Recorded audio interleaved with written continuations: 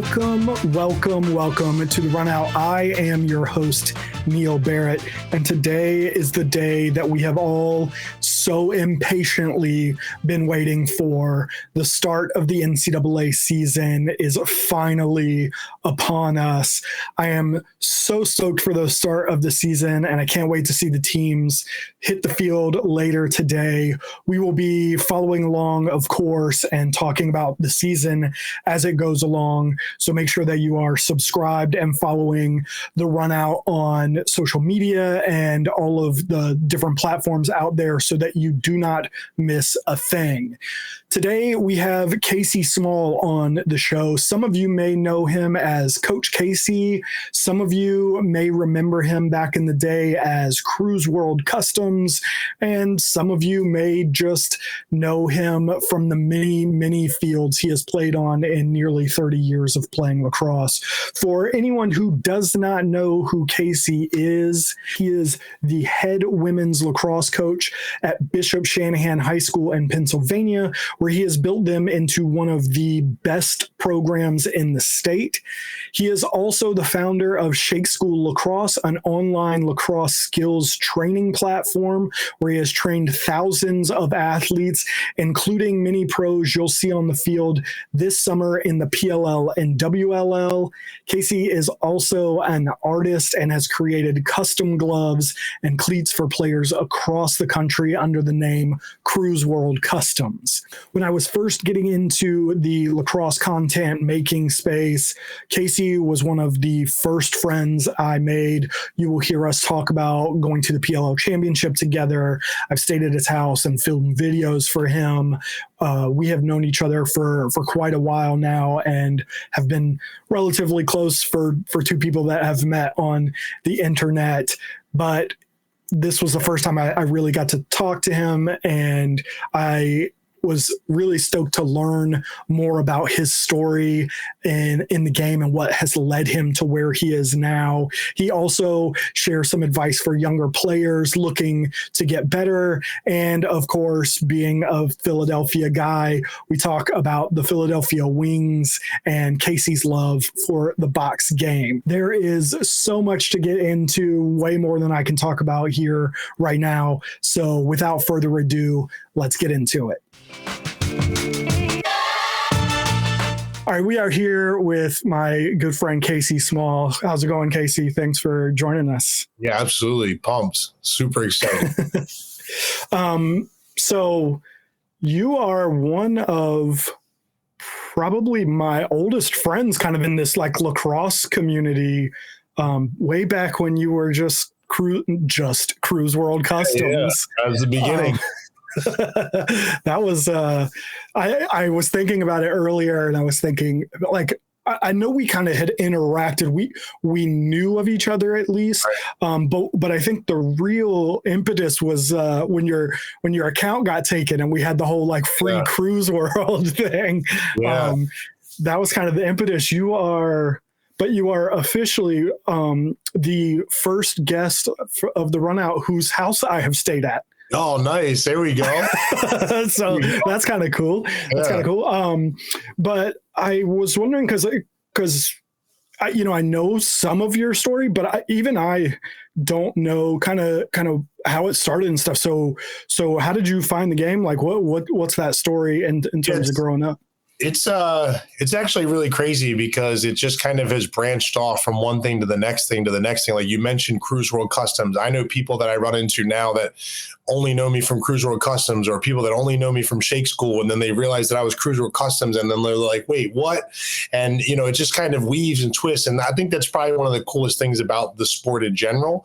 But just kind of how I got started, I was a 3-sport athlete growing up. Football is my favorite sport all around. I ended up having concussion problems in football. I ended up playing club lacrosse instead of anything. I really wanted to play football in college, but it just was one of those things where I probably made the best decision ever to not go out there, against 22-year-old grown men when I'm fresh out of high school. And the club lacrosse thing really was where I kind of found like a total love for the game. Like my dad's from Ridley's and the Hall of Fame, Delaware County and Ridley Hall of Fame. So it was always in our family. My aunts and my uncles, they all played at Ridley. But we moved to Berks County, Pennsylvania, which had no lacrosse. My dad, probably when I was in about fourth or fifth grade, like I was done with baseball.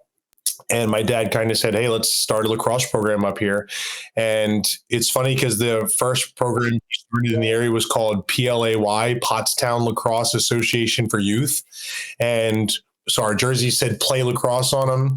I have no idea what possessed my dad or the other people that he worked with to pick purple and green as our colors. And then the crazy part was our pennies said play lacrosse, Pottstown Lacrosse Association for Youth, but then it said the new kids on the block. So we're going out there in games and people were like, new kids on the block, like what is going on? So it ended up started as a youth program, U13, U15. And what happened is there was no lacrosse in Berks or Montgomery County at the time. So we had kids playing for that youth program from multiple different high school districts.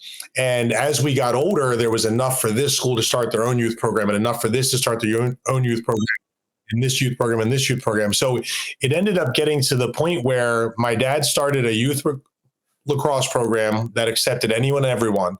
But that little league, PLAY, the New Kids on the Block, ended up being the beginning point for Berks County lacrosse and also Montgomery County lacrosse. So they then had high school club programs that turned into PIAA. And now, you have full leagues out here in our area. So in a way, my dad was kind of like the grandfather of lacrosse in at least our immediate area.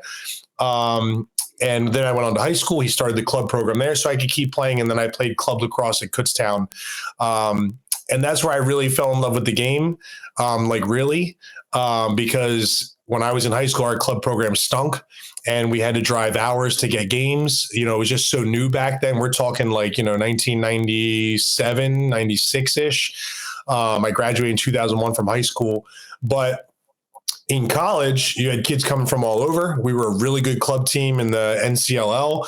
And in my 4 years, we didn't lose very many games. I became a player captain. We had no coach. We had to run ourselves, which was a really cool learning experience for me. I'm like coaching kids that I played with against in high school or with, and now all of a sudden I'm telling them what line they're on and what offense we're running. So I guess coaching was always in me through my dad. And when I got out of college, I went back to my old high school where there was still a club program. I went back to being their head coach. I did 5 years at Daniel Boone in Berks County as a head coach volunteer. And I got those kids to be a varsity program. So my last year, they all finally got varsity letters. That's when I really took my coaching career to another level. I left Daniel Boone, honestly, because I just knew that program wasn't going to go to where I wanted it to go. We had a youth program that I had started, but it wasn't a big lacrosse culture area. So I knew that there was always going to be, a roof to the ceiling of that team or that program in terms of like what we could really grow it to. One of my mentors to this day, Ned Ide, he was the head coach at the Hill School, which is a boarding school, and they had some real talent. And they recruited kids from all over the country. And I always tell him, I still send him a text to this day at the end of every season, even though him and I haven't coached together in 8 years now. I still send him a text every year at the end of my season. I just say, thank you. And he's always like, why do you always send me this? I was like, dude, you saved my career. I was so burnt out teaching, catching, and throwing. And by you bringing me to the Hill School and being around real talented guys, like real talented players, I got to really push what I taught offensively. I really got to teach skilled players, which allows you to coach more. We're not spending time on catching and throwing all the time. We're actually getting into X's and O's. And during that period, I ended up creating the CruzWorld Customs. I'm a huge sneaker fan. I have a huge sneaker collection, and I'm watching all these people customize sneakers. And I started researching that. I'm like, wow, these guys are just painting on leather. I actually went to school for graphic design, so I was an artist. And that got me to maybe I should customize a pair of leather lacrosse gloves. That hit. Yeah, that took off, that blew up, that became its own thing, all while I was coaching. And then at the same time, you can see the Thailand jersey and behind me, that's like super important to me. I was the captain of the Thailand national team in the 2014 Federation of International Lacrosse World Games, which is now going to be, every 4 years they played it like the Olympics, but now we're heading to the Olympics. But I spent 3 years going over to Thailand, going over to China, playing, practicing, teaching these guys to build this team to play in the World Games in 2014. And so when I went to Denver, which is where those World Games were, I was no longer the player, captain, coach. I was just captain and player. And what they had done was brought in some legit Division I coaches and great coaches and lacrosse minds to coach that team for the duration of the World Games. One of those coaches, Dylan Sheridan, won a national championship at Denver, went out and started Cleveland State, and now he's the head coach at Western Reserve. Andy German, who's now still the head coach at Cleveland State. Mike Brand from down in Texas. These are all great lacrosse minds and lacrosse coaches, but they were coaching the Thailand national team for the duration of the World Games. So at that time in my career, I was 30 years old, and I was an offensive coordinator at a really good program and a coach for years now. So I had club teams. I ran my own club program called 380 Lacrosse. I was already training people the way I train people now, but it didn't have the name Shake School. But I was already heavy into the coaching aspect of it. So then put yourselves in the World Games, and I have real coaches coaching me, but I'm 30 years old. So I haven't been coached in the sport of lacrosse since high school by my dad, because in college we had no coach. I was the club captain and coached with the other captains. So now I'm a 30-year-old coach. Feel like I know it all. Feel like I know a lot. Feel like I'm, at the forefront of the game. I'm at the lacrosse convention every year. I've 16 straight lacrosse conventions I went to. 7 of them I was a speaker and a presenter. So I had elevated, to teaching and presenting at the lacrosse convention. Hundreds of coaches in attendance. But at that time, I was a 30-year-old know-it-all coach. And now I had to be a player being coached by real coaches. And it was probably one of the most life-changing, career-changing things for me, because I was being coached the way they would coach their Division I players. I was being held to those standards. I was being held to those, accountability. I was being held to that level of play. And what I think they did was great was, even though most of the roster, 80% of the roster was from Thailand, had never even seen a high school lacrosse season or a college season, they coached those guys to that level. And then if they had to bring things down a little bit, they did, but they really forced everybody to try and get on that page real fast. But it was just interesting for me to be 30, be a coach, but being coached, and also being held accountable. Like, it's different than playing men's league. I can do whatever I want. Who's going to yell at me, right? My buddy's going to yell at me. I'm going to tell him to shut up.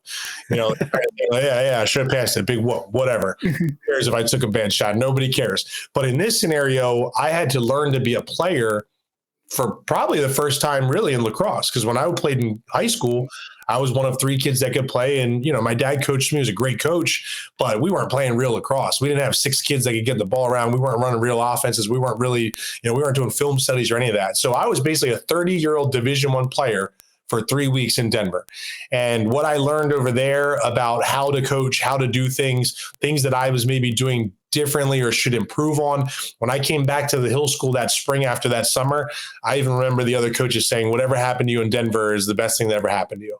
What you're doing out here on the field coaching and the way you're coaching these kids now is a different level. You were already a really good coach, but you're on a different level now.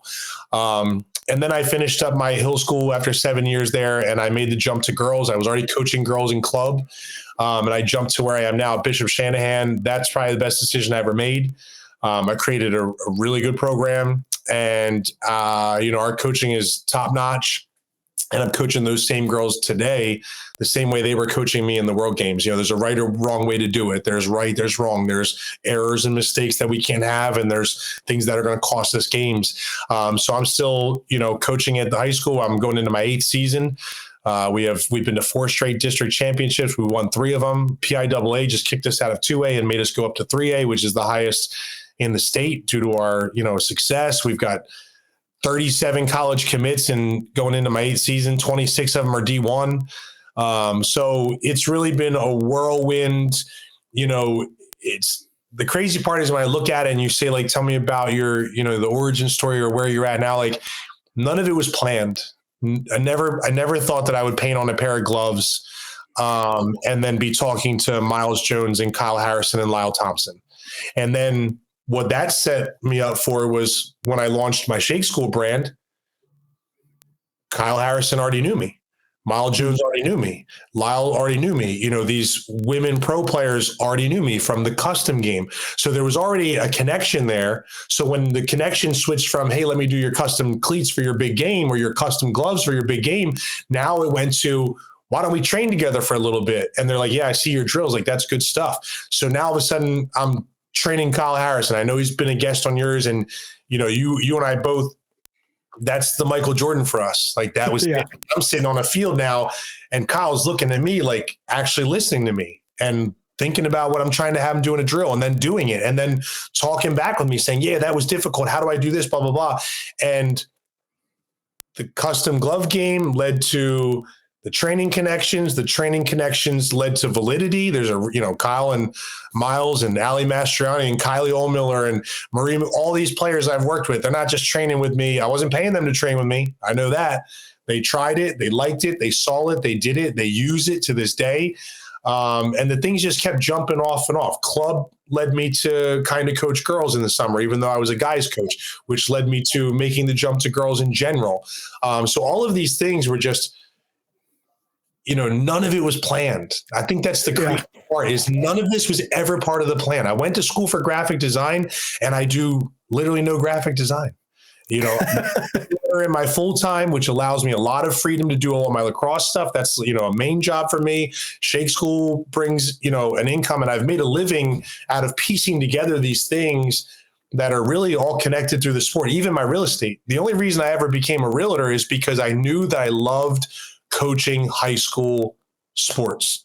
It wasn't about club. It was, if I'm a realtor and I'm successful, I control my own schedule, which means I can be on the bus at 1:00 on a Tuesday without asking a boss to leave early. I can be up doing film all day. So the reason I became a realtor was to stay in the coaching world and be able to always do that. And so all of these things just kind of intertwined and put me where I am, where I've got, a foot in 7 doors and a hand in everything. I can train, I can customize, I just shot Miles Jones a text the other day just saying, dude, your new house looks big enough to put a field in the backyard. Like, let's get it together. And he's like, yeah, man, anytime. So it's crazy how this all happened. And I don't know that this ever happens if I was a football guy, a basketball guy. I'm sure I'm not able to access LeBron James on Instagram if I'm a basketball coach. I'm sure I'm not able to reach out to Saquon if I'm a football coach. So it's a really unique sport, and I guess it's a really unique path and story. And by path, I mean a lot of random things that happen. So that's kind of my, why am I here? How the heck did this happen in a rant and a nutshell? So no, it's funny. Apart. It's funny hearing it, because like I said, as long as I've known you and as like I said, I've been to your house. We've done things, talking about Miles Jones. I shot that first time that you ever worked with Miles. Yeah, absolutely. And put that together. So I didn't even recognize that when I was bringing that up, but you're totally right. Yeah. That was. Let's go. Yeah. You did that little 45-minute thing, and I'm filming it, and I'm trying to stay out the way because I know you've got a limited time, and it's the first time with you two. And that also this tangential, and I'll get back to what I was saying, but it also reminded me when you were talking about Miles. You and I had known each other for a little bit. I think we probably hung out at LaxCon a few times. Yeah. I don't remember if I hadn't been to your house yet, but I was on the sidelines when Miles was still at Duke, and you had done his cleats. Yes, and I got so amped because I was on the sideline for lacrosse.com. They had me running Snapchat for them, and so I was 5 feet away from him, and I saw him wearing your cleats, and I got so amped. Yeah, that was crazy. I was so excited to see your stuff. Went from Galaxy gloves, which were just viral on the internet in general, and then all of a sudden, Miles Galaxy cleats. That's probably what was the biggest fire starter, because, like you said, the other companies in social media were taking pictures of his cleats saying, Miles Jones out here in custom cleats, Yeah. I feel like I might have been, when I was posting for lacrosse.com, I might have been one of the first people to put them out there. Yeah. I'm sure you had some pictures. I'm sure Miles had some, but I think I was one of the first ones in that role. But back to what the other point that I was making was, hearing your story, like I personally relate to it. And it almost makes me wonder if that's why you and I have clicked so well, is because we have a lot of the same experiences. Although I got to thinking, it's funny that you went to school for graphic design and are now largely, you do some other things, but largely are coaching. And I went to school for coaching, and now I'm largely doing graphic design. Yeah, it's crazy, right? Yeah. Crazy. Yeah, but it's the same thing that you were talking about like I mean, my plan was I wanted to be a college coach. And then, I started a YouTube channel and I met friends, and, when COVID kind of hit and I couldn't really film as much anymore, because I do a lot of like this kind of sitting down talking stuff now. But at the time, I was doing a lot of like gear review kind of things. And I couldn't have people come film for me, and I couldn't get out in fields and stuff.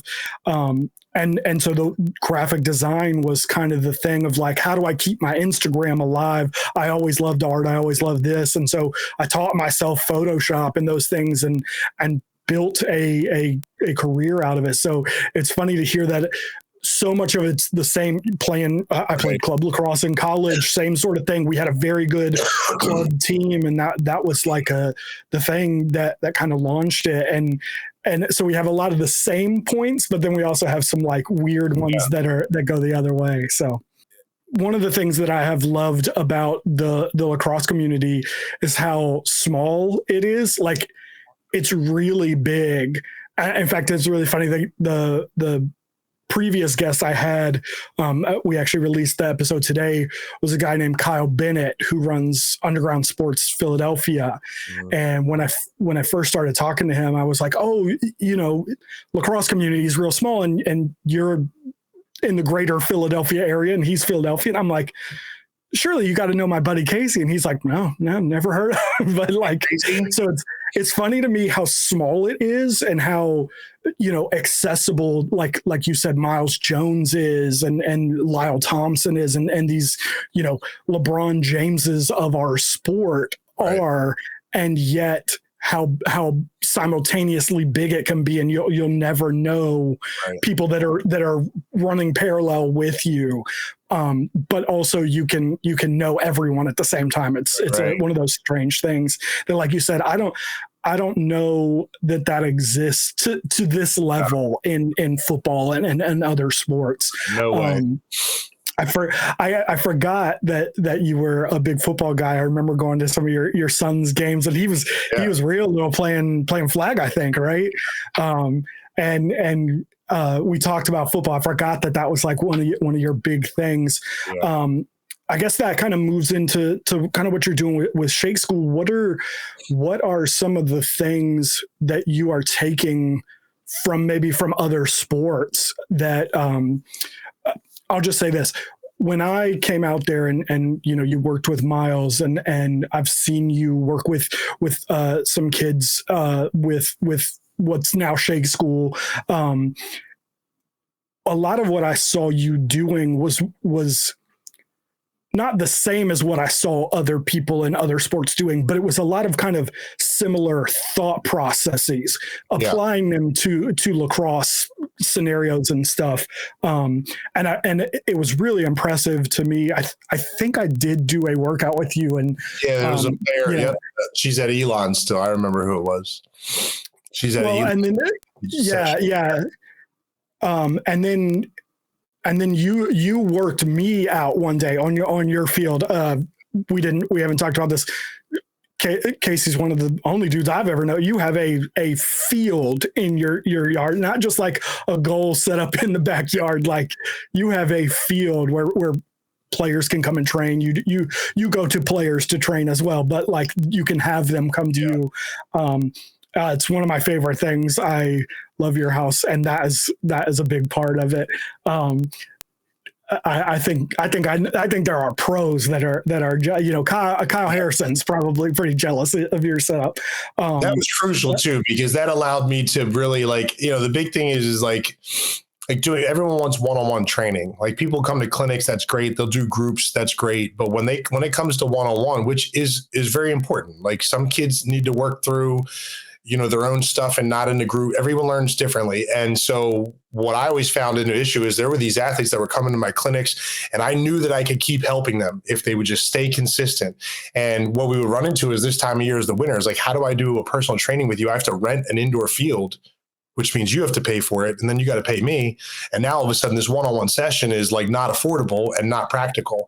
So, the field out back doesn't help me in the winter, but spring, summer, fall, I'm able to do one-on-one training and stay consistent with my clients and my kids without having to charge them field rentals and be at the mercy of indoor sports complexes. So back in the day, I used to run a sports complex and I just know there's certain times of year it's impossible. So building that field, I think, was huge. And then, you fast forward a little bit when we got to COVID, I think my field was probably one of the biggest advantages I had in the game. I mean, people message me all the time, like, oh, you got all these people that copy off you. And I was like, yeah, we knew that from the beginning. We knew that would happen from the beginning.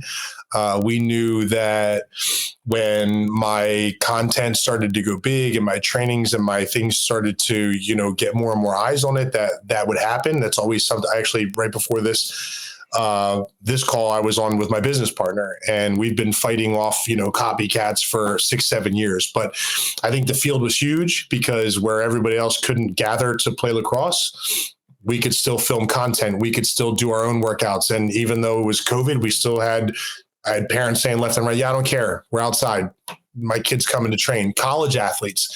I can't tell you how many college athletes during that COVID year thanked me repeatedly, because they were just going nuts. They didn't know if their season was happening or not, and the pressure of their roster and whether I'm going to start, and them being able to just come when no one was allowed to gather to play lacrosse, and they could come train out here.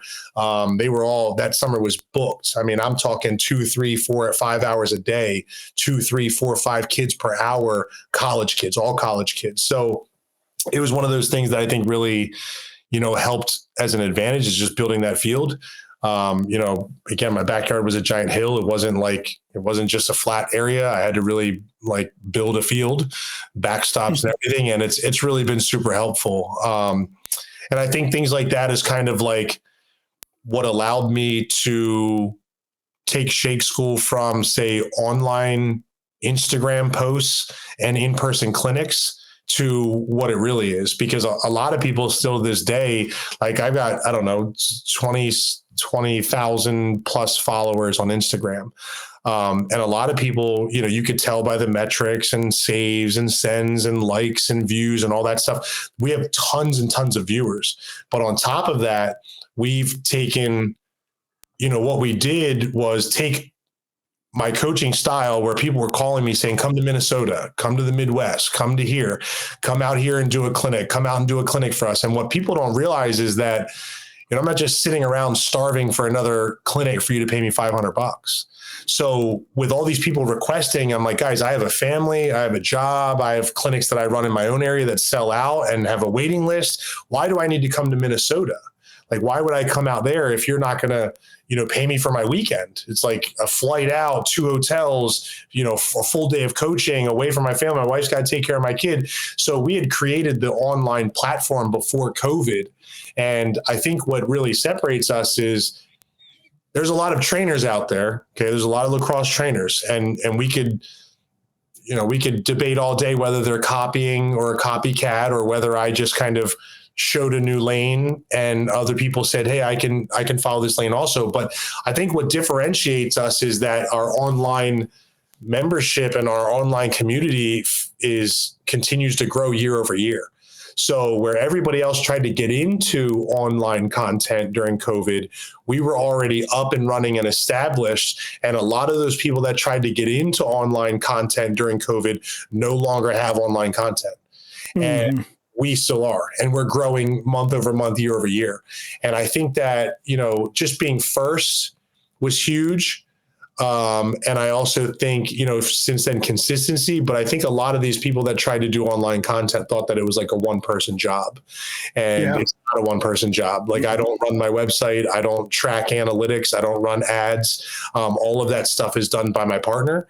And he crushes it. That's his whole world. He knows nothing about lacrosse, but he knows a lot about online sales and a lot about content. And so, a lot of these people thought it was as easy as, oh, I got some YouTube videos, and if you email me, I send you the email and you get the videos, but there's no way to monetize that.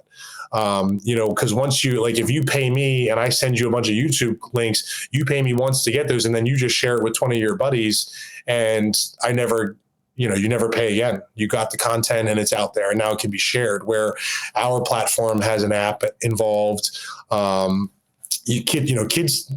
lot of people still don't realize, like, we need to market it more, but a lot of kids don't realize if you're a member, you can send me your video of you doing our drills or your video of you at a tournament dodging, and you get personal feedback from me through the app.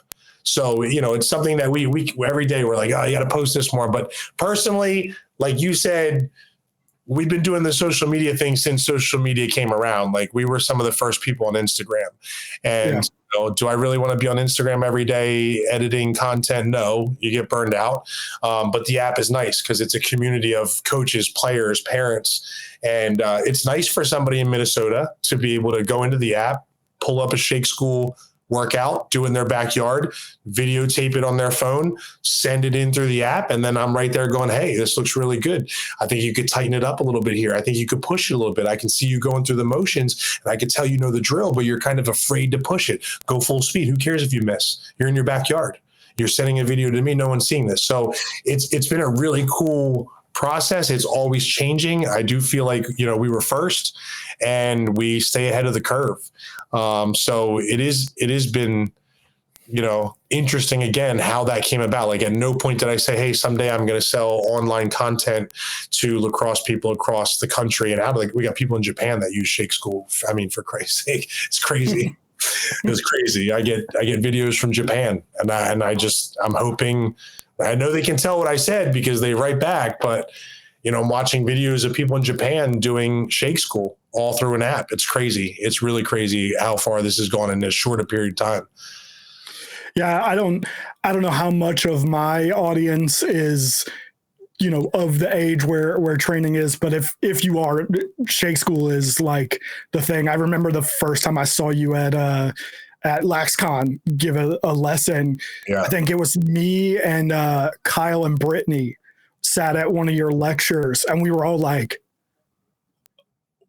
Kacy, like, where did this come? Because we've all known you as CruzWorld, and I think in Shake School and probably in your coaching, there's a level of for lack of a better term, almost goofiness about you, just as a human. Gotta keep it real. That doesn't necessarily come across in a coaching atmosphere that we all knew from, social media and just interacting with you and being around you. And then there you are at LaxCon with, Paul Rabel, I think, was the guy after you. Like, Rabel was before me and Pinnell was after me. Oh, okay. So vice versa. It could have been Pinnell first, but I fought. And so that was a big one. Because I had done the lacrosse convention as a speaker probably 4 or 5 times before that, but I was always in a classroom. And so the way it worked is you could apply, anybody could apply, and you could give them your topic and what you want to talk about, and then they would choose where you went or if you were chosen. And all of my previous presentations, I ended up in a classroom doing a PowerPoint presentation with video on the screen. But every year I wanted that live field. And then finally, all of a sudden, the application came back and said, you get the live field. And that was great. Right. I was like, oh my gosh, this is awesome. But then I saw the schedule and I was like, oh my God, I'm between Rabel and between Pinnell. That's crazy. And that was a major turning point in our success. We actually launched Shake School, that presentation, live for the first time. It had been an idea that we were working on up until that presentation. But my partner had said, Kacy, this is your opportunity to launch this thing. And I said, what do you mean? I'm just going out and giving a really good presentation. I'm already, it's going to be a big audience. I had pros there. I had, 4 guys pros and I think 3 women's pros. And I was like, I'm just worried about a presentation. He says, no. This is your biggest audience. This is it. You are going to have their captive audience right there. And so he's telling me, he's like, you gotta end this presentation with your sales pitch and it's got to be good. And I said, no. I'm not selling these people. I am not using my presentation to sell. He says, you have to, this is it. You got it. So when we started talking about that, that's when I was like, I got to get Miles. I got to get Kyle. They've been here from the beginning. Lauren Lee from the beginning was the ECD women's pro for the WLL. She was instrumental in showing the women's world this isn't just for guys lacrosse. There is no, in my training, it's not guys versus girls. It's not what I train you is the way I train a girl. There's no difference to me. The stick might be different. There are different rules in the game. I coach girls, I coach guys. But in terms of training the athlete and training the player to dodge the way we dodge and move the way we move, there's no difference. So we got those players, but then we started getting really strategic. Miles at the time was with Adidas. Kyle was with STX. Pat Young, who's been from the beginning, was with Under Armour. Then you had Sammy Joe Tracy was with Maverick. Lauren Lee was with ECD. I had Karamupa out there at that point. And so what I did was I said, wow, each of these people have their own sponsors. They're all affiliated with their own companies, and it's lacrosse. Like, where are we going to get content? So I had reached out to all their people and said, you should be filming Miles at this presentation for Adidas. You should be filming this presentation for Kyle for STX. You should be filming this for all of your own individual athlete and your own individual brands. So that presentation ended up having not just LaxCon eyes on it. It had all the major companies on it. There was cameras lined up from each athlete, and each company had their cameras lined up, getting their content. And then at the end, we sold the pitch. And I said, guys, if you like what you saw here, we're going to put this all in an online, library where you can access this stuff. And we had at the time, this was the risk. We really bet on ourselves. We had nothing at that time. We had no content. We had just an idea. And we had a website that literally said, Shake School coming soon, enter your email for more information. That was it. And we captured all those emails in the crowd that day. And then we started emailing them. It's coming. You got mine. Coming. Yeah, it's coming. And we built up this hype. The social media was taken off, obviously. And then finally, when we had enough content in there to launch, we launched. And it's just been, like I said, it's been growing ever since. We gain online members nonstop. And it just speaks to, again, like there's a lot of online content out there. There's a lot of, I watch it all. I watch all these people's content. I love all these people's content. I watch all their videos. I learn from it. I steal from it. But we're just a little bit different. We got all that. We got X's and O's in there. And then we literally will tell you how to train your athletes. We'll show you the drills and give you that. So coaches now are really big into it. There's a lot of college coaches that are Shake School members. You just don't know because they can't tag us because of NCAA rules, but they're doing Shake School at these colleges, as drills in the off season and in the winter and the fall and stuff like that. So I think that was one of the things you mentioned before was like, stealing from other sports. And what have I brought over? And I bring a lot from football. I bring a lot from basketball. A lot of my high school offense, it always is adjusting and changing based on basketball. I mean, I follow a lot of basketball coaches. I watch a lot of basketball just to see different wrinkles. How did you get Steph Curry wide open in the corner? So, okay, screen. Yeah. Okay. Well, double screen, triple screen, well, all that kind of stuff. Like there's a million different things, zone beating, how to beat a zone, basketball, that kind of stuff. So I steal from a lot of sports and, apply it where it needs to be applied. And I think that's one of the things that we do that's different. Yeah. It's funny that you said Steph, because I've been around basketball enough to see where I see a lot of the basketball coaching and see how some of it, but especially Steph's stuff, I see a lot of similarities between you guys. So it's funny that you mentioned Steph specifically. I got a question for me that I'm wondering is what's Well, I've got two questions. One is, what is maybe the number one piece of advice you'd give to a, just generally a player, maybe not tailored specifically to them, but just players in general, kind of the Well, this would be super cliche, and it is probably my most viral video I've ever posted on Instagram. But last year, I literally was just looking at it yesterday because I was like, do I do a follow-up to that video, or do I just repost it because it was money? But there's a video that gets shared and liked nonstop off of my Instagram, and it was last February, and literally a year ago from like right now. And I just went outside and I just got in front of the camera and I just said, stick work is the responsibility of the athlete. And I literally went on a rant and I said, I'm so sick and tired of kids blaming their coaches about why they don't play, or my coach doesn't spend enough time on stick work. And I said, guys, I run a really good high school program. Sorry, my dog's barking. I said, I run a really good high school program and I don't spend barely any time on stick work. We spend like 10 minutes max at practice on stick work. And so when I went on that rant, it wasn't out of frustration, but it was kind of like, we've heard this. We've heard hit the wall.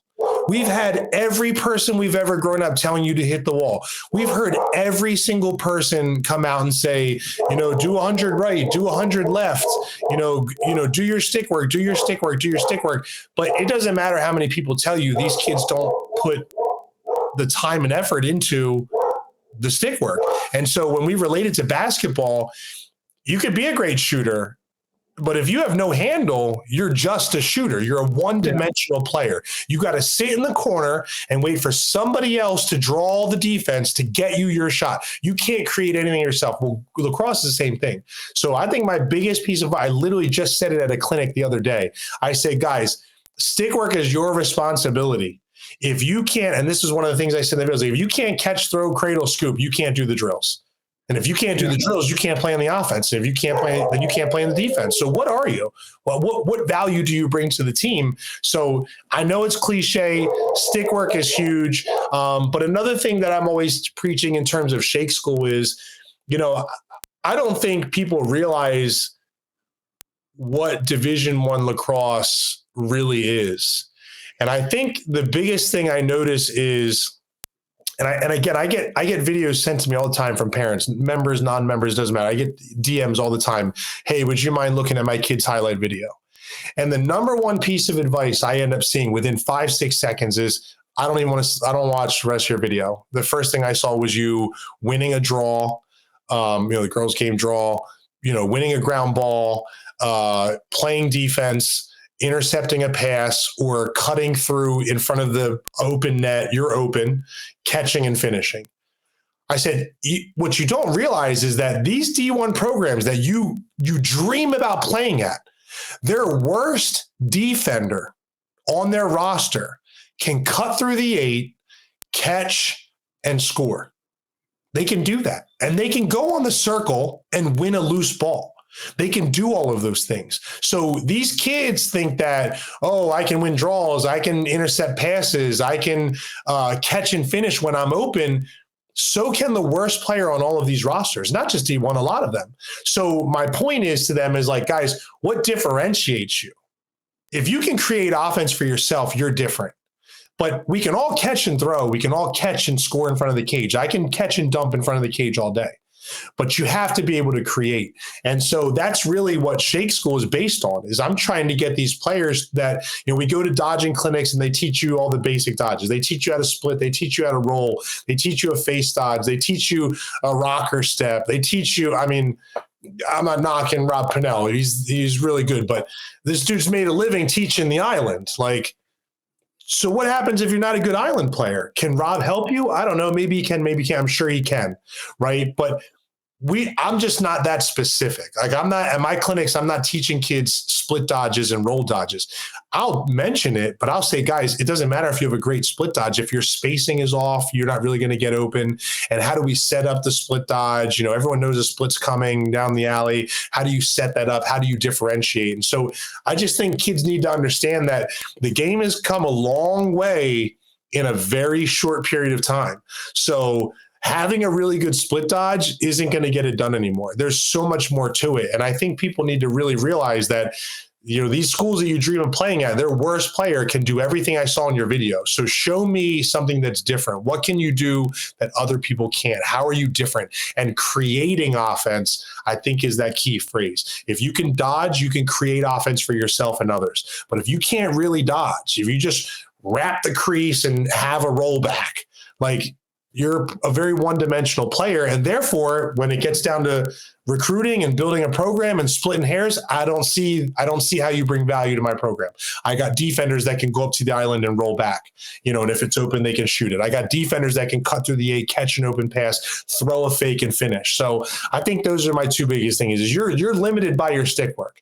So maybe people have told you to get on the wall a million times and that didn't resonate with you, but maybe the term you are limited by your stick work. If your stick work is a 6, you're not going to be a 9 player. It's just not going to be possible. You can't do 9 and 10 level things on the field with a set of 6 hands and 6 stick skills. It's just not going to happen. So I think that's a big thing people need to realize. And I don't think people really realize that the roster you dream of being a part of, their worst player can do 90% of what you can do. So what makes you different? How are you going to get there?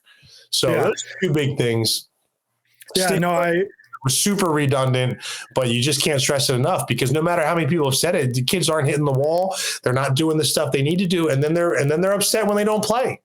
And then they're upset when they get cut or when they're on JV for next year. And then guys, and the best part about it, hence the wall. Like what other sport can you really, I guess basketball, you can go dribble around all day, but let's say if you're a football player, I need someone to throw it to me. Right. I need someone, or if I'm a quarterback, I need someone to catch it. But lacrosse, there's no excuse for your stick work to be behind. There's a million ways you can work on it by yourself. I used to laugh at that video of Rabel running through the woods. Yeah. I used to laugh my ass off and be like, this dude runs around in the woods, cradling against trees. It's not funny to me anymore. It's not funny to me anymore. That's very real. That's very real. You have no excuse. Get a stick, get a ball, and go run through the woods. I bet your cradling gets better. I bet you your handle, I bet your feel for the ball when you're cutting gets better. So I used to laugh at that video, but again, it just proves there's zero excuses. There's none whatsoever. Yeah. I think it was yesterday. I was on a call with a buddy and we were talking about, you know, his kind of lacrosse experience. And he was telling me that I think it was like during college, he was playing on some club team, you know, local club team. And they went and played like the West Coast All-Stars, I think is what it was. You remember the adrenaline team? LXM. West Coast All-Star. Not LXM, but just the high school club team, the West Coast All-Stars. And it was Jake Seau's senior year. He was talking about how just like insane Jake Seau was, like just head and shoulders above everyone on the field. And I said, yeah. And then he went to Duke and was a defensive midfielder. Right. Like I remember seeing his highlight tape and it was just, I mean, he was just head and shoulders above everyone. And he was big and strong and fast. And then he went to Duke and he's a defensive midfielder. Not that there's anything wrong with playing defensive midfield. No. He was still a player for Duke, which I can only ever have dreamed of being. Right. So not to, you know, take a dump on that, but I remember seeing his highlight tape and being like, oh man, we got this absolute stud coming in who's going to, you know, take us to national championships and stuff. And he wasn't, you know, so that just was in my head the whole time. I would say that happens even more in girls lacrosse. Yeah. Yeah. There's Yeah, no I can see that. a longer stick. It's just, hey, you don't cut it offensively, but you're athletic and you have good stick skills. We're moving you to defense. And now you're great in transition because you have the skills to go. You got the legs to go. You kind of understand the offense because you've been an offensive player. But I talk about that at my clinics too. I'm talking to eighth graders to their face. I said, guys, you've been the number one scoring player on your team your whole life, and you'll probably have a really good high school career. But imagine just being this trained, enjoying offense your whole life, and then you finally go to your dream school and they move you to defense. I said, again, there's nothing wrong with be the best defender. There's nothing wrong with that. But again, your whole life you've looked at yourself this way, and then they're going to move you. And the reason is going to be that your offensive skill set just isn't up to the level of the other 6 or 7, the girls or guys. And so now it's like, well, we can't waste this person. Let's move them to defense. So it gets when these kids don't get it. They have no idea, most of them, what Division I is going to be like, and how that roster, how a coach manages a roster, how a depth chart works. Nobody has any idea how you could move on a depth chart up and down. And again, does your club team use a depth chart? Probably not. Maybe not. Does your high school team have enough kids to even have kids moving? Are you talented that enough, your high school, to be bumping kids left and right? And sometimes they're not. So they don't experience any of that until, unfortunately, you're a freshman, and then all of a sudden it takes you a year to adjust your new possession. Now your sophomore year, but you still have seniors ahead of you, so you might not touch the field till your junior year, senior year. Yeah. And then you're wishing man, I wish I would have done X, Y, and Z when I was younger, when I heard it a million times. The other thing that you've mentioned several times that really resonates with me is talking about coaching and how you don't want to, you mentioned earlier, not wanting to coach passing and catching, and then that you don't spend a lot of time on stick work at the level that you're at now. And it reminds me so much of coming out of college and ultimately being college coaching isn't what I wanted to do. I've said it before on this show, but recruiting just made me feel so gross. Even with the best intentions, even if you're 100% honest with a kid, your job is to sell them on your school and to get them to come there. And it just made me feel so dirty all the time. That's actually one of the reasons why I got out of club in the first place. I mean, I had 11 boys teams that I shut down in the middle of a winter. And I said, I can't do this anymore because my 5th grade roster needed 4 more kids. And I was about to go out to Winter Lacrosse League, watch rec teams, watch 5th graders play. And I knew, because I'd been doing it for years, I know how this works. I'm going to spot a couple kids with potential that I'm like, man, I want to work with them. I'm going to talk to their parents. They're going to tell me they're already signed up for a club. And then I'm going to start to tell them, oh, who cares what you paid over there? I'll give you half off. Come to my club. And I'd done that.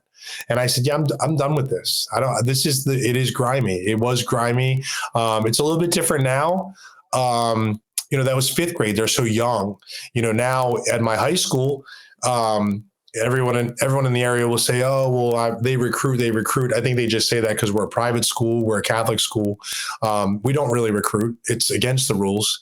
And it's not a practice of mine. And I'm a big rule follower when it comes to PIAA, school rules. I constantly tell my players at my school, I say, whatever the school rules are, if the school rules on how you're supposed to behave and present yourself is here, our team lacrosse rules are here. And I tell them that all the time. I was like, I get it. We're at a private school, Catholic school. We have rules and standards. I get it. Ours are higher for this team. Or I want our program to be the pride of the school, not just the good girls. I want to be the pride of the school. So I'm constantly talking to them about that. But in regards to recruiting, it's not to say I'm not out there looking for kids, and I'm not talking to their parents, say, come to my school, leave your school. I don't do that. But I do run Shake School. So 5th graders, 6th graders, 7th graders, 8th graders are working with me at my clinics and my training for 4 years. At some point, the conversation comes up. Well, what if I went to your high school? Yeah, it's a great option for you, or a private school. You can come here. So I do have to have those realistic conversations. And sometimes the ugly part of it is a parent and a player showing a major interest in coming to my school. And I know that no matter how many more sessions we have, I'm getting them better, but I also know that the gap between them and the rest of my roster is huge. And I have to find a way to basically say, like, listen, you can come to my school. We don't turn anyone away, but that doesn't mean just because you're the best player in your area or your club team that you're going to end up playing here. Like, it's not easy to make our JV team. We cut 20 some kids a year, from varsity JV, and then we cut 20. So it's not a fun conversation. Cut day is the worst day. I know that. That's the worst day of my whole year, is cutting 9th and 10th grade girls, telling them they don't, their lacrosse journey doesn't go any further. It's like the worst feeling ever. Yeah. Yeah. What got me though was thinking about, I have that same thing. Like, I am so thankful that there are people out there that have whatever calling or specific skill set that allows them to work with young emerging, like, people finding the game and teach them to pick up ground balls, to pass and catch. Cause that ain't me. I can't do it. Right. First of all, I'm not good at it because my brain is just thinking about higher level things. Like, it's such a second nature to me. I'm not even looking at your ability to pass and catch, because all I see is that you can't do it or you can. People are like, oh, what am I doing wrong? I'm like, I don't know. I wasn't watching. Like, I just don't have that skill set. And then I don't have the patience either to instruct, to just repeat myself over and over, scoop through all the way up and, follow through. And I can't do it. And it's repetitive, man. It is repetitive. I just said to my partner, he's like, oh, you owe me a couple of videos for content for our email marketing. And I'm like, bro, I'm so tired of hearing my own voice. I was like, it's not even funny. I spent 2 hours saying those things, and now you want me to watch 2 hours of video to pick out the good clips of myself. I was like, I'm sick of hearing myself. So I feel you. And I think that's the nice balance is, in my Shake School clinics, I'm instructing, and we'll instruct any skill level. You catch, you can't catch, you can't throw, we'll work with you there. And that's the place for that part of me. Mm-hmm. Like, that's where I have to really bring my patience and really bring my teach. Doesn't matter who they are. These aren't kids trying to make your roster. You can't poo-poo them for their stick work today. So I have that department. My clinics is where I'm instructor mode. I'm here for the benefit of everybody. I don't care if you play for my rival and you're the best player on their team. I'm going to help you. And then where my high school is, where, again, I'm very fortunate enough to have very skilled players coming through our program. So I don't need to have patience for the catching and throwing, because the kids that can't catch and throw, I'm stressing that November, December, January, February, I'm telling them, get your stick work up, get your stick work up. But I know on March 6th, you're no longer my problem. You're out of here. So I can stress it as much as possible in the off season. But again, there's no excuse. Don't wait for March to come to practice to work on your stick work. Go do your stick work Monday, Tuesday, Wednesday, Thursday against a wall, or run around in the woods like Paul Rabel. I don't care. Make sure that when you come to the season, you're ready to go, where you're not going to be part of the season. So I'm able to really compartmentalize that. And I think same thing, like, like you said, the college coaches, they're not recruiting kids that can't catch and throw. They're at the point where they're dealing with capable players, and they get to teach the high level XOs. This is how we win. This is how we handle this scenario. This is what we do with 3 minutes left, down one, et cetera, et cetera. So it's nice to be able to compartmentalize and divide that out. It's also nice to not have to worry about catching and throwing on my high school team. Yeah. Nice to not worry about. Everyone can catch, everyone can throw at a high level. It's great. So I know that you, and we don't have to get super deep into box, but I know you are also a box player. In fact, I have been trying to get into the NLL. I want to find a team and try and really get into it. Wings, baby, the wings. What you mean? You don't need a team. It's the wings. We'll get to the wings specifically in a minute. But it's funny because you are actually the first person that ever taught me box lacrosse when we sat at that USA scrimmage, and we had to stand outside first, and then at halftime we got to go in. And it was a USA blue versus white game or something. Blue versus white game, yeah. Training game. It was like a training game. Yeah. Miles was playing in that game. Yeah, it was part of their tryout process. Yeah. And you sat there and answered all of my questions, and I probably forgot most of what you taught me about the time we hit the door and walked out. But I'm really trying to put in an effort. But before we get into, NLL and the wings and stuff, I was wondering, so you've played pretty much every level of field. You have played, you have coached field boys, you have coached girls field, you have played box, you have been involved in a national team. I was wondering, first of all, what is your favorite version of the game? Not to say that any of them are bad, but what's the one that does it the most for you? So me personally, I enjoy playing box lacrosse far, far beyond playing field lacrosse, way beyond, to the point where, I have no desire to play men's summer league field. I have no desire to play in a men's tournament with my buddies. That my college alumni game is the only time I play field in the course of a year. I just took 2 years off of playing box because the league I enjoy playing in is a summer league down in Philly. It's a really, really competitive league. Lots of D1 kids playing in there, really competitive. But what happened is the last 2 years, by the time my high school season is done, states playoffs, I missed the first third of the box season. Then I start playing, and then my son plays football, and I'm an offensive coordinator for his team. So now the middle third I can play. The final third, I can't make it. So the last 2 years, I've just felt bad taking up a roster spot. So I've taken 2 summers off. But I just started again. Now in January, February, I'm playing in a box. And same thing. My wife's like, what are you doing? What are you doing? What are you going back for? And I said, I just miss it. There's nothing to me more fun than playing box lacrosse. The speed, just the game in general. There's more touches to go around. I've never left a box game wishing I had more runs. I've never left the game saying, I wish I got on more. I've left plenty of field games wishing I had more runs, like saying, damn, I just spent the whole day out here and barely touched the ball. So it's to me, the box game is the most fun. Personally, from a coaching aspect, I enjoy coaching the girls game way more than I enjoyed coaching the guys game.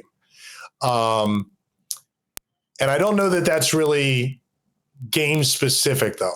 I think that I enjoy, well, number one, the best boys team I coached was the Hill School. I was an offensive coordinator there. I didn't want to be the head coach. I was on a great staff. I learned so much from them. It was awesome. But it was nice to just worry about the offense. Like I remember kids that, all great kids. I remember D-Poles coming up to me at practice and saying to me, we're playing such and such school, and we saw some film of them losing a game last week to someone they shouldn't have lost, and that team played a zone. Why aren't we playing zone?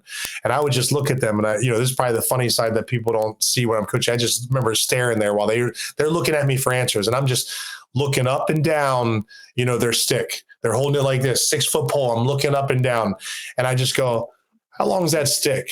And they're like, I don't know, 6 feet. And I was like, long pole. And they're like, yeah. And I'm like, I don't know what you guys do down there. I'm the offensive coordinator. I have nothing to do with what you guys do. And go talk to your defensive coach. So I had my department. But I think what's really beautiful about where I'm at now is I'm a head coach again. So this is my program. My vision for the program is what we do, every day in and out is ultimately my decision. And so I've really created a special program there, where the other place at Hill, I was part of a special program, but I was also part of someone else's special program. So this is mine. But I do think from a coaching aspect, I enjoy coaching the girls game more than the guys. And I think it's mostly because I think that girls work harder than guys. So I think my coaching goes further in the girls game than it does in the guys game. I think if I were to coach a guys team now, we'd be good. We'd be competitive. We'd all that stuff. But I think the girls listen more. I think they are more disciplined, and I honestly think they work harder. So I enjoy coaching the girls game more than coaching the guys game. But I enjoy the box game more than anything, which is amazing because, so like I have a clinic this weekend with Ali Mastriani. Ali Mastriani is everything you just said about me. She's played field. She's won a national championship. She's won a gold medal in the field. She's played sixes, and she's now a gold medalist in box. So that's a really awesome conversation that we have, because now everything I know about the different aspects of the game, she does also. So our conversations are able to go to a whole nother level. And there are things that you learn in the box, or you'll experience in the box, that you may never learn and experience in the field. So I think ultimately where this intrigues me is when I'm training Allie, I can make references to, like, for instance, this is something that she in field, she makes her move and then she can dodge down the alley. So we call it a runway. She's got a long runway to work with. You don't have long runways in the box. You have almost offensive zones.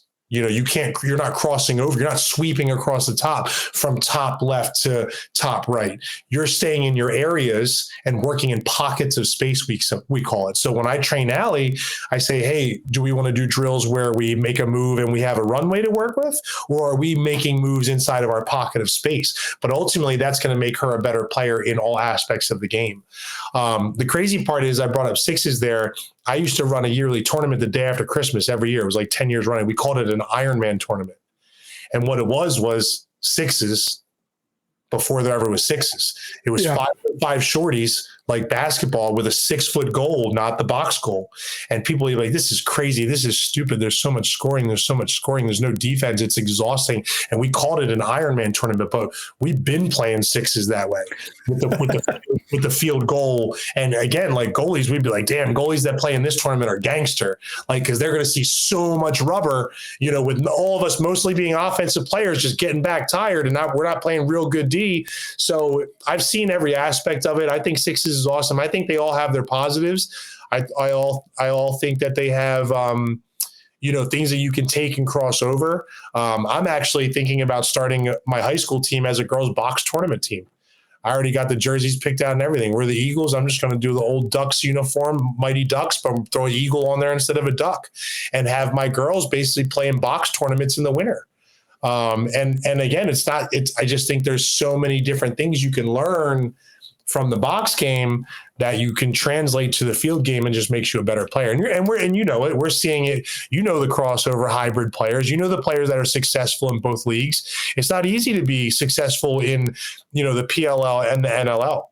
Like, there's a reason. We talked about Rabel earlier. He didn't make it in the NLL. Why? It's different. There's a lot of different things, but love the box game. So fast, super fast. Lots of intricacies, like, to the game, lots of tiny little nuances. And there's nuance to the outdoor game too, the field game, but there's so much more nuance to the box game. It's crazy. Yeah. Similar to that, I was wondering, what is, again, like we talked about, so many different experiences at different levels in coaching and playing and all that. What is your favorite moment from that kind of on field? Like I said, played on a national team, I know Bishop Shanahan has done very well, has won championships and stuff. So what's your favorite moment, whether that's a championship or a goal you scored, or whatever that is? Well, there's a couple of them. We've won a couple of championships at my high school, district championships. We always come up to the state semifinals, and we lose to the team that's now a 4-time state champion. So we always go head to head with them. But out of the championships from coaching, I would say that last year out of all the championships may have been a really special one. And I think that was because we lost 4 games in a row in the regular season. And then we won one and then we lost another one. So at one point we had lost 5 out of 6 games, probably at the midway point of the regular season. So we got dropped out of state rankings. Nobody was worried about us anymore. My players, we did a documentary this year. You should check that out. It's a good one. We did a documentary of our whole season this year, a full professionally done documentary documenting the whole season. And there were even players in there that I didn't know this stuff, but players were like, oh man, we were hearing from everybody around the league that we were done. Our time was up. Shanahan was over. Our run was over. I had no idea these kids were hearing this from other kids around the area, their club teammates. And ultimately they said, we're going to make the changes that need to be made. And then we ended up winning another district championship. So I think that season was really special because we were 100% down and out, 100% counted out. Nobody was worried about us. And to put that, and again, I hadn't been there in a long, I don't know the last time I lost 5 out of 6 games, not as a coach at Shanahan. I don't know that ever happened. So that was probably the worst losing streak ever. Especially at Shanahan, never happened. But then to see the kids, like I say all the time, what did you do differently coaching? Nothing. I did nothing different coaching. I continued to reinforce the standards. I continued to go back and we use a phrase all the time since 2020 or 2021. I had a captain that went to Navy, and it came up that year. But we have a phrase that we use all the time: the needs of the Navy far outweigh the needs of the sailor. And whenever there's a problem, we just revert back to that. If we're not winning draws, maybe you're not the right draw person. I don't care that you're a senior captain. That's not what's best for the Navy right now. Right now, what's best for the Navy is to win draws. And if that's a freshman who can't catch and throw, but can put the ball where it needs to be, then that's who needs to go in. So I think that was really special from a coaching perspective. And all my seasons are special. Like my kids buying into what I'm out there doing every day I'm very grateful for that, because at any point I'm waiting for the kids to be like, yeah, that's not what we're about anymore. We ain't into all that, coach. See ya. Your time is over, but it doesn't happen. But playing in the World Games was huge. I think that was probably, I don't know my mother. My biological mother is Thai. I have no relationship with her, never have. She left when I was younger.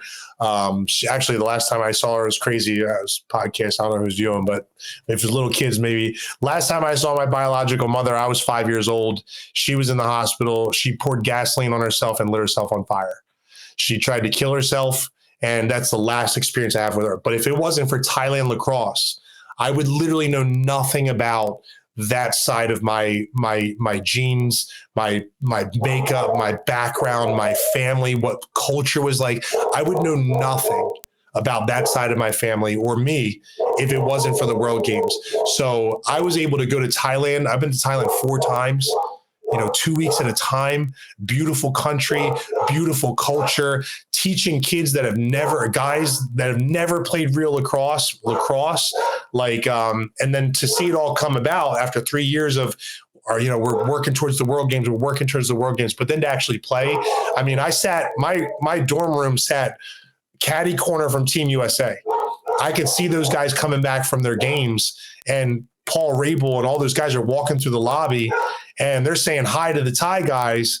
And I'm like, this is crazy for this time period. Like, we're kind of on the same level. And we're not on the same level at all, at all. But again, back to your big world, small world for lacrosse. I can go play semi-pro football, and I bet you I never walk through the lobby with Patrick Mahomes. So It is a small world, big difference. So the World Games for me was huge. It was just an awesome opportunity to be coached like that. Those guys are still mentors of mine. I still look up to them. I can still ask them X's and O's questions. Hey, what do you do about this? They really shaped me as a coach. But even in general, just being a player at 30 and then being coached and living the life of, what a D1 kid is expected to do was really like a really special thing for me, just being in that position and being on, a world stage, but also being coached. You don't realize how much you miss being coached until you haven't been coached in forever. And most of us in every sport and every athlete, we're done being coached at a certain time, whether it be high school or college right? Even if you play after college, men's league, you're not being coached. And even if you are, like, who cares? You go to work the next day, So I thought being coached, again, was just something that we probably all take for granted and don't really appreciate. And some of us will never know that because you'll never enter a time in your life where you're being coached again. The next closest thing you're going to do is have a boss. And I don't, most people don't look at their bosses like this guy who's trying to help them and coach them and make them better for a greater good of the company. Most of us view our bosses or, bosses as bosses and like, this guy, or this person, shit, like, oh, here they come, kind of thing. So I think it was just such a unique experience to be thinking I'm at the top of the coaching game and then to really realize that there's just so much more to learn and so many more things that you can change as a coach. I think that was huge. Nice. Let's shift gears a little bit and talk about the pro game a little bit before I get you out of here. It's been a little bit. But before we get to the NLL and the Wings, I know you want to do it. I want to too. And they're balling. It's super exciting. I'm assuming that your pro Philly biases now extends to the Water Dogs as well. Is that true? To an extent. I think that, and I know you'll love, kind of this because you're like the best person ever to cover the PLL. Like I got a buddy in Texas that knows you, but you don't know him and he doesn't really know you. But he's always said to me, he's like, this guy, don't you? And I said, yeah. I was like, why? And he's like, I love his content. He's not affiliated with the league. He's not biased. And again, like I remember him saying, I love what he does when he talks about the uniforms. And I said, really, why? Like, what about the uniforms? You don't talk about it. He's like, yeah, the game. Everyone talks about the game. Everyone talks about the players. He goes, but the fact that this guy is digging into their uniforms and telling them that they need to do better or they need to change this or this doesn't make sense. He's like, that's what I like. He's not affiliated. He's not part of a network who has to play nice. And so with the PLL, the way they did it, I understand the way they did it with not being associated to cities. And I kind of always felt, and I think you had always kind of alluded to this too, I think we all knew that it was going to go that way, right? I think we knew it was going to go that way. But because they did it the way they did, I don't feel an attachment to the Water Dogs, okay? If anything, and again, whether it was by design or whatever, for me personally, as a viewer of the PLL, which I love the PLL. I love the whole concept behind it. I see that they improved the previous model. I see, most importantly, that they did right by the players. These kids, these guys having health insurance is huge. How can I be a professional athlete when I got to work, 9 to 5? And then how can I be a professional athlete and train at LA Fitness? Not that you can't, but it's like you need things. You need real things. And the PLL has made it, and continues to make it so that they can technically be a full-time lacrosse player and technically train all day, every day if they want. So I think it just kind of set you up for, I'm a fan of players. Yeah. Right. I'm a fan of players. And because of that, I don't feel an attachment to the Water Dogs. Now, if I had to pick somebody, right, if I had to pick one team or the other, like, I don't even know that I would pick the Water Dogs, but I like a lot of their players. And so I don't feel that. And I also think that, like, I don't know. I think they were the add-on team, right? Yeah. Like they were the add-on. So like, I just feel an allegiance to like the OGs, like you said, Kyle and Miles. Like, if anything, I'm probably a Redwoods fan. Probably a Woods fan. Like, that's the jersey I have upstairs. That's the team I rooted for those years. I remember the first championship I took my son. He's a Rambo fan. He loves Rambo. Matt Rambo from the jump. So we're sitting in the stands and he's a Whips fan and I was the Redwoods and that was cool to me. And so, who was sitting right next to you, right? You. Yeah, I was. I was like, wait a minute, you're telling me this. I already know. I mean, it's a podcast. Tell everybody else. Yeah. But, So it's I don't know. I don't feel an attachment to the Water Dogs. I do like I'm super partial to purple though. I love the purple. Sours. Sours, love Sours. I played against him in the box. I got pictures to prove it. My players don't believe it. I got the picture. We used to go head to head, 3 championships in a row in that box league when he was at Princeton. That's a funny story. You'll like this. I don't even know if they were supposed to be playing some of these kids in this summer box league, but I knew players on my team, and I knew that some of our defense were just straight up goons of this particular year. And our team and their team played head to head 3 years in a row in the championship. Things get chippy every time. There was little scuffles all the time. But I remember where a full blown fight broke out and Sowers went running in to go help his buddies. And I just grabbed him on his way. And I think he thought I was trying to fight him. So he kind of pushed me away. And I said, whoa. I said, you're not going in there.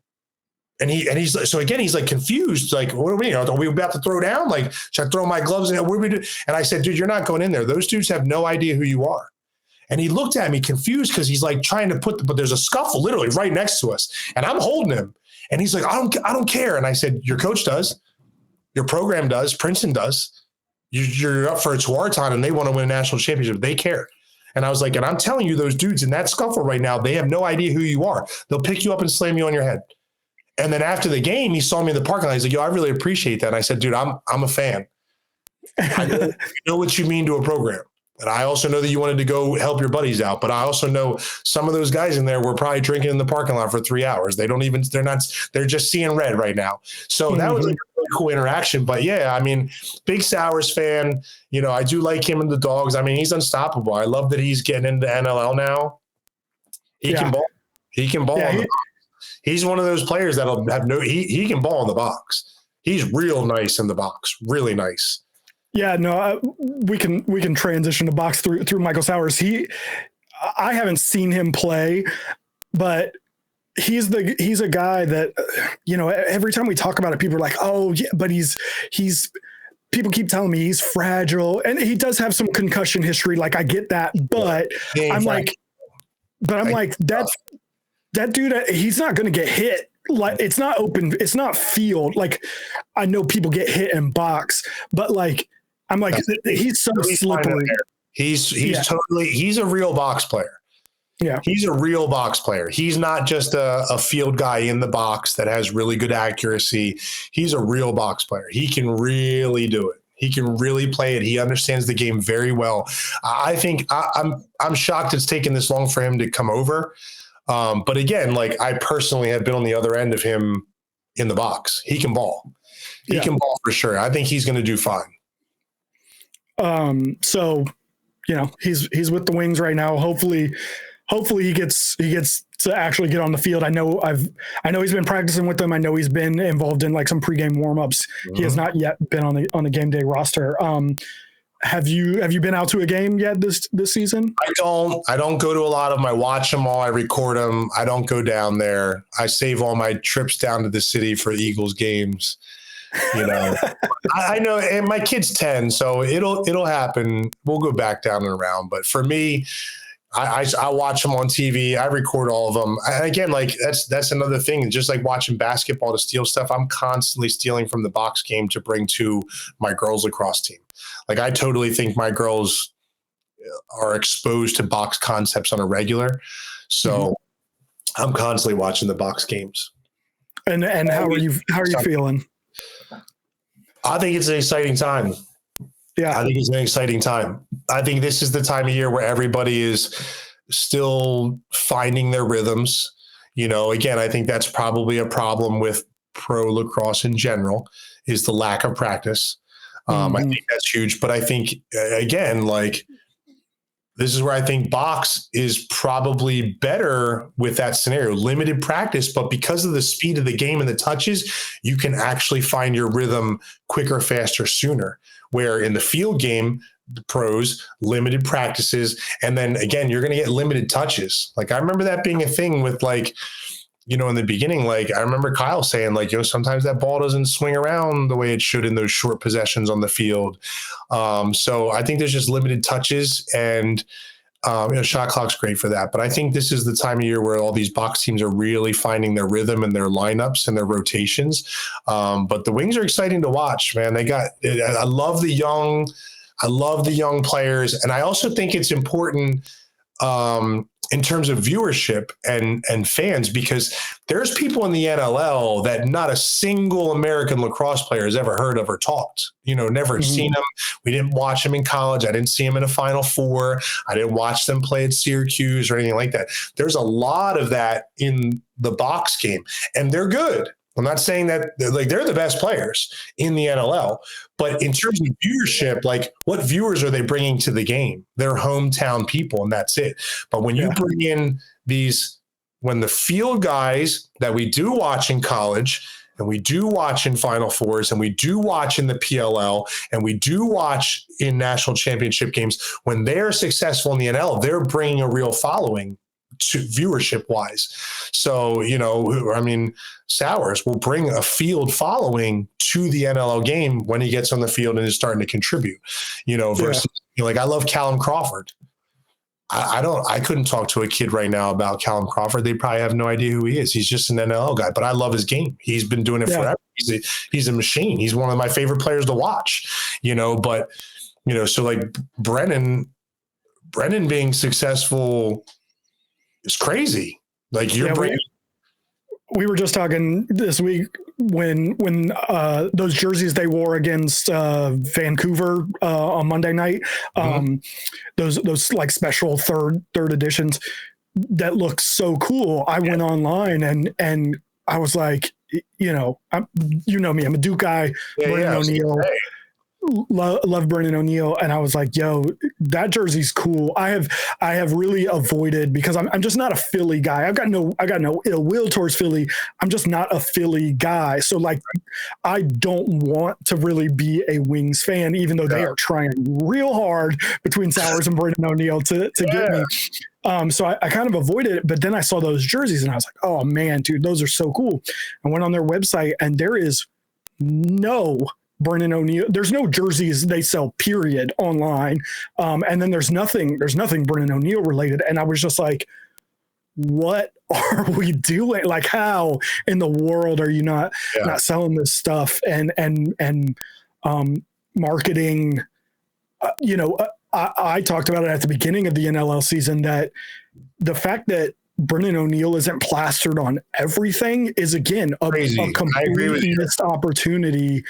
Because and the response that I got from some NLL insiders was that there are owners in the league that believe it's unfair.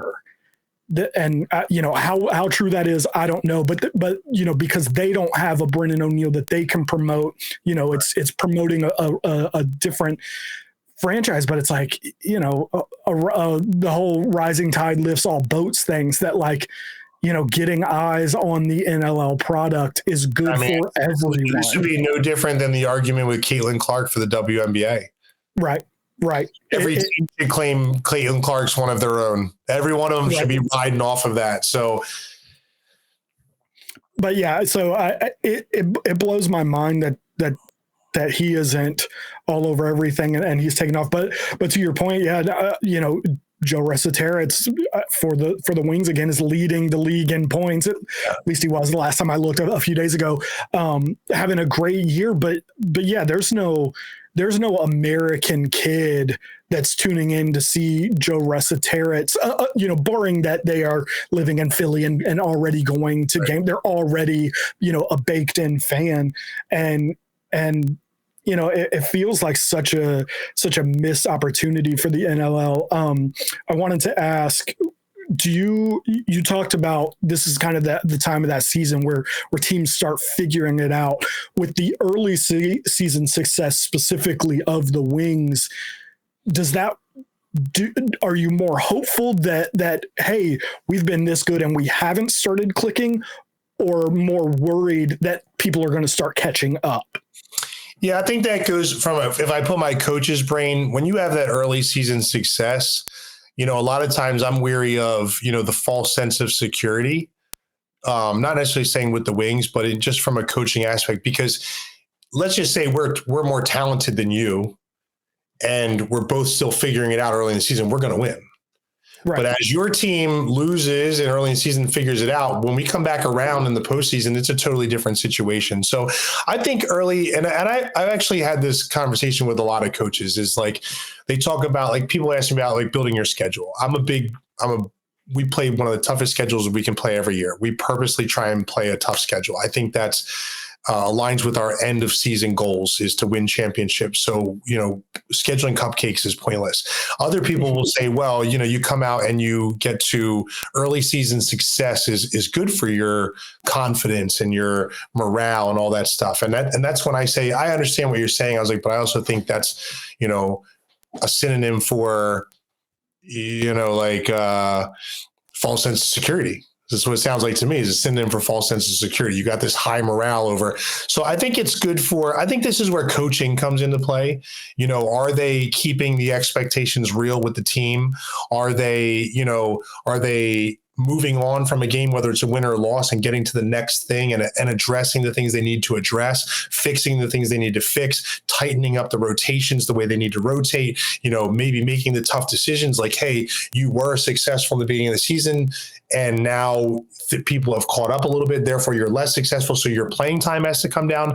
I think that's the coach's job, is to make sure that the early season success, even in wins, you're still pushing yourselves forward and addressing things that need to be addressed, and always tightening up like the little loose ends and always pushing to go better, better, better, versus, a coach that sits there and again hypes up, oh, we're 5-0, we're 6-0, let's just keep it going. And then they were back practice the next day doing the same things. Like, I think that's where you're setting your team up for that crash landing, when the going gets tough. So it's really, to answer that question, there's pros and cons and it can go either way. I think you'll find the answer obviously in hindsight. We'll see as the season goes, but I think you'll learn then what type of coaching staff is here, and what type of buy-in from the players are, what their work ethic is, and what that team culture is. I think that's because you can have really bad team culture, be successful early in the season, and then have it all fall apart.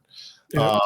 You can go the other way too. You could have really good team culture, lose early, but be constantly taking the lessons from them and adjusting, and then all of a sudden you're creeping into the playoffs, but you're dangerous. So I think it can go both ways. I think the biggest thing for them is they're young, they're hungry, they're talented, they're skilled, and I think they realize that. So, from watching their games, I think every week it just seems a little bit more fluid, a little bit more cleaner. I think, talking about Brennan, I think he's pushing himself a little bit more. Like, if you go back and watch the early season games, not hesitancy, but like, let's say he had 6, 7, 8, 9 shots a game. Now that's going up because he's starting to realize, like, oh yeah, I do see that the way I think I see it. Or, oh yeah, who cares if I pull this trigger? Like, good things are going to happen regardless. So I think they're just starting to, figure themselves out and start to really lean into their strengths. And I think people are starting to emerge as, the guy or a role player and just settle into their roles. One last question, and then we'll get you out of here. Having seen them play, what is your prediction for how they end up? Gonna get you in a little trouble. Yeah, I mean, I do think they're a contender. Yeah. I don't see why. I mean, there's a lot of season left. I don't see, if you just looking at trajectory, like, if it continues on that path, I don't see how they wouldn't be one of the, I'd say, top 4. I don't see why they wouldn't be a top 4 team and able to make a run by any means. And like you said, like, what happens if Sowers all of a sudden gets on that field and is able to add a spark? They're just adding value to an already good roster. And I do think Brennan continues to get stronger. And now, think about it. The other guys that are leading scorers this far in the season, when those other guys start to become more of a factor, it's just opening up more options for them. So I think this all can really start coming together. But I think regardless, I think there's a real solid nucleus here.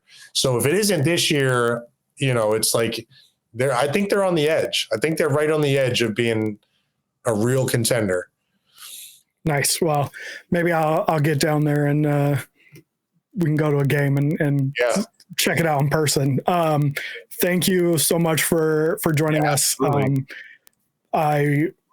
I was thinking about it the other day. I think we're coming up on about a decade of friendship, and I'm glad to. It's actually been a little while since we talked, so I'm glad to kind of get to reconnect and hang out. Maybe I'll join you over there on Instagram a little bit more so we can catch up. So thanks again. Absolutely, anytime. Let me. A huge thank you to Kacy for coming on the show today. Like I said in the intro, Kacy and I have known each other for a really long time. I would consider him a pretty good friend at this point, and I still learned a lot about his story and how he got to where he is now, and that was really fun for me.